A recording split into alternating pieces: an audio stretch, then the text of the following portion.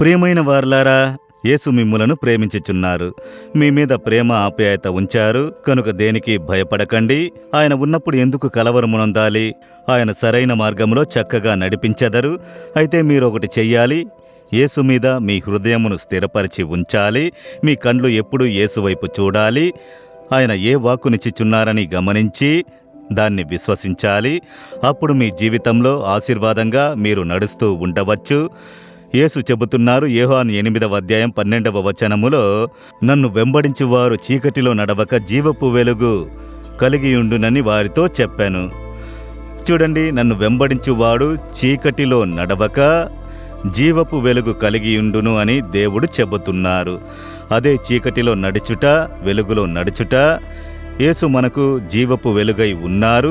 ఆయన మార్గంలో నడిచేటప్పుడు, ఆయనను వెంబడించినప్పుడు మనము చీకటిలో నడిచేవారము కాక వెలుగులో నడిచెదము. ఎందుకంటే ఆ చీకటిలో నడిచి చూడండి, ఏం అపాయము ఉన్నదో తెలియదు.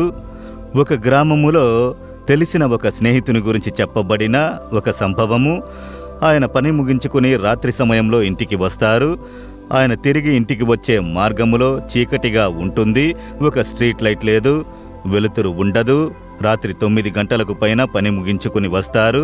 ఆయన మార్గమున నడిచి వచ్చేటప్పుడు ఒకరోజు రాత్రి చీకట్లో నడుచుకుంటూ వచ్చుచున్నాడు. ఎప్పుడు ఆ మార్గంలో అతడు నడుస్తూ ఉండేవాడు. పగలు అతనికి తెలిసిన మార్గమే కనుక ఒకటే చీకటిగా ఉంటుంది. అందులో ఏమి ఉన్నదో తెలియదు. అయినను నడిచి వచ్చేస్తారు. ఒకరోజు చూడండి, ఆయన నడిచి వచ్చేటప్పుడు హఠాత్తుగా ఒక పురుగు కుట్టినట్లుగా ఉన్నది. ఏదో ఒక పురుగు కరిసిందని తలుచుకుని వచ్చారు.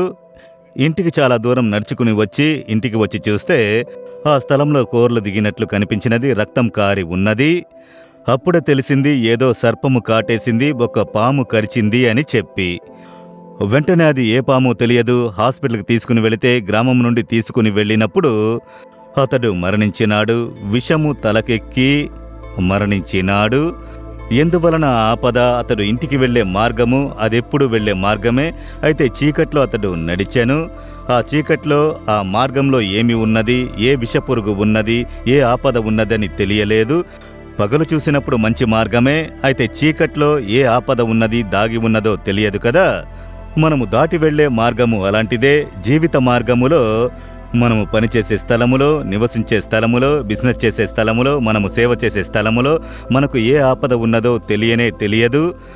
అయితే మనము వెలుతురులో నడిస్తే, ప్రభు యొక్క వెలుగులో నడిచినప్పుడు ఆ మార్గంలో ఏ ఆపద ఉన్నను తెలుస్తుంది.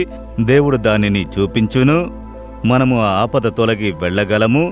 కనుక యేసుని వెంబడించువారు చీకట్లో నడవక వెలుగులో నడిచెదరు. కనుక యేసుని మనం వెంబడించాలి. యేసుని విశ్వసిస్తున్నాను, నమ్ముతున్నాను, ప్రార్థిస్తున్నాను, అది మాత్రము చాలదు. ఆయన అడుగుజాడలలో నడుచుటకు, ఆయన్ని వెంబడించుటకు మనల్ని సమర్పించుకోవాలి. దేవా, మీరు నాకు వెలుగ్గా ఉన్నారు, మీరు నాకు ముందు నడుస్తూ పోండి. అప్పుడు దేవుడు మీకు ముందు వెళితే మీరు వెనక నడిచేటప్పుడు ఆ వెలుగు మీ పాదములకు ముందు ఉన్న కీడులు, మీ పాదముల ఎదుట ఉన్న అపాయములు తేటగా తెలుస్తాయి. ఏ ఆపద మిమ్మల్ని నాశనము చేయదు, మీరు కాపాడబడుదురు. కనుక ఈ లోక జీవితంలో ఎక్కడ ఈ పాము దాగి ఉంటుంది, ఏ ఆపద ఉన్నదో మీకు తెలుసా? ఏ మనిషి నుండి పాపము విషము బయటపడునో తెలుసా? మీకు తెలియదు. మనకు తెలియదు కదా, ఎందుకంటే మనం మార్గంలో నడుచుచున్నాము. అయితే చీకట్లో నడిచేటప్పుడు ఏ ఆపద ఏ సమయమున వచ్చినో తెలియదు. ఎందుకంటే ఏ రోజు ఒకే విధంగా ఉండదు. కనుక ఈ లోక జీవితంలో మనమొచ్చి భద్రముగా నడవాలంటే యేసుక్రీస్తు మనకు వెలుగ్గా ఉండాలి.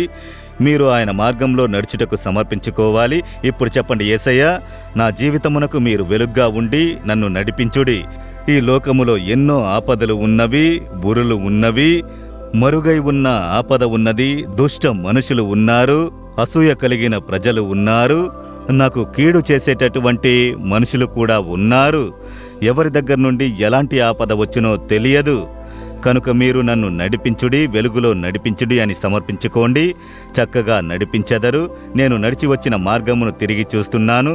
ఎన్నో ఆపదలు, ఎన్నో ముండ్లు, ఎన్నో విషపురుగులు, ఎందరో దుష్ట మనుషులు, ఎన్నో కంటికి కనిపించని ఆపదలు, అన్నిటినీ దాటి రావడానికి కారణము నా యేసు నాకు వెలుగ్గా ఉండి నడిపించను. ఇప్పుడు చెప్పండి, యేసయ్యా, మీరు నాకు జీవపు వెలుగుగా ఉంటిరి. నా మార్గమునకు వెలుగుగా ఉండి నన్ను నడిపించుడి. చీకటిలో నాకు ఏ నాశనము కలుగకుండా మీరు నాకు వెలుగుగా ఉండి జాగ్రత్తగా కాపాడుడి. నన్ను దాని కొరకు సమర్పించుకుంటున్నాను యేసు నామములో. Amen, amen.